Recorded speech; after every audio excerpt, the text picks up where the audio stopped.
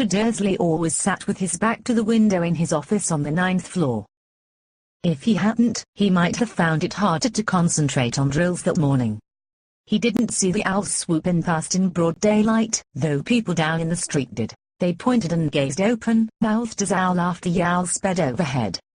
Most of them had never seen an owl even at nighttime. Mr. Dursley, however, had a perfectly normal, owl-free morning.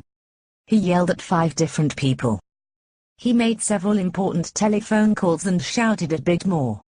He was in a very good mood until lunchtime, when he thought he'd stretch his legs and walk across the road to buy himself a bun from the bakery.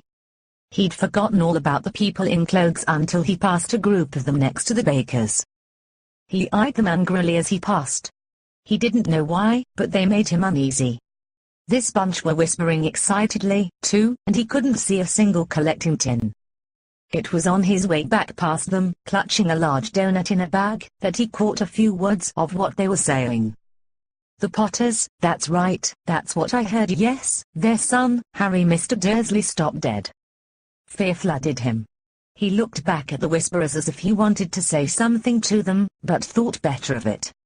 He dashed back across the road, hurried up to his office, snapped at his secretary not to disturb him, seized his telephone, and had almost finished dialing his home number when he changed his mind.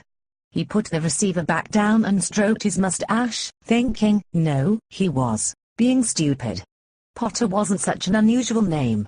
He was sure there were lots of people called Potter who had a son called Harry. Come to think of it, he wasn't even sure his nephew was called Harry. He'd never even seen the boy. It might have been Harvey. Or Harold. There was